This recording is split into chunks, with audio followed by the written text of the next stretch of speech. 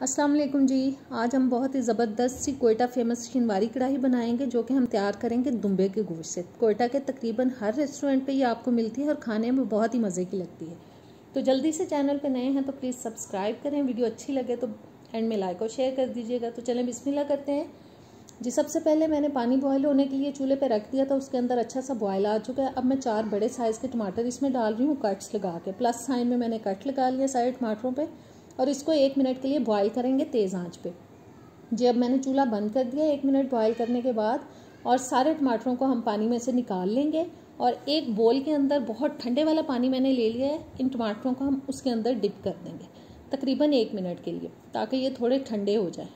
और 1 मिनट गुजरने के बाद अब हम इसका छिलका उतारेंगे जो कि पानी में डालने के बाद बहुत इजीली उतर रहा है। और सारे टमाटरों का छिलका उतारने के बाद इन टमाटरों को हम रफली काट लेंगे।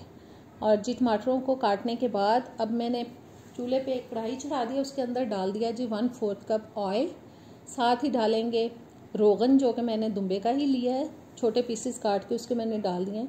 अब ऑयल और फैट्स को हमें अच्छी तरह से गर्म करना है और गर्म करने के बाद अब मैं इसमें शामिल कर रही हूँ गोश्त जो कि मैंने 1 किलो ले लिया और इसको अब हम जी फ्राई करेंगे 5 से 6 मिनट के लिए मीडियम आंच पे ताकि इसका कलर चेंज हो जाए।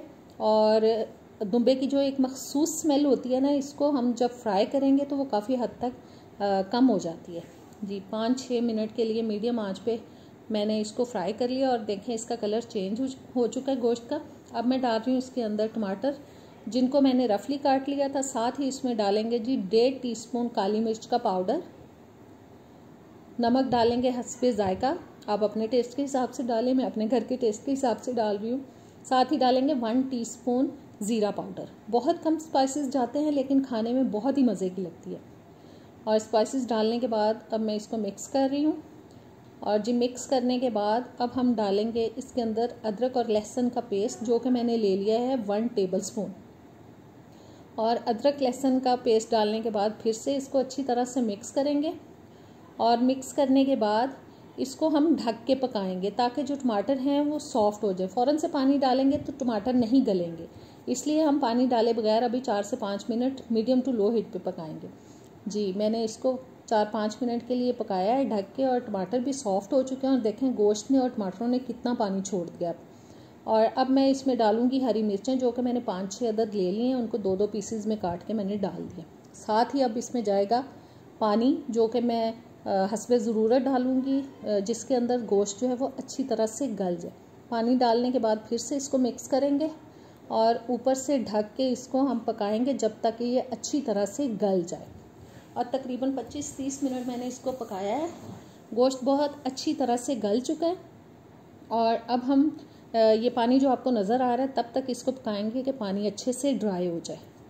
और जी पानी अच्छी तरह से हो चुका है ड्राई। अब मैं डाल रही हूँ 1/2 टीस्पून गरम मसाला पाउडर और इसको 1-2 मिनट के लिए भूनेंगे ताकि इसकी स्मेल ख़त्म हो जाए। और जी अब मैं डालूँगी इसके अंदर कटा हुआ अदरक जो कि इसके फ्लेवर में बहुत ही ज़बरदस्त सा एक मज़ा दे देता है, बहुत ही अच्छा इसका फ्लेवर आ जाता है। और अब ये तैयार हो चुकी है, अब इसको प्लेट आउट करते हैं।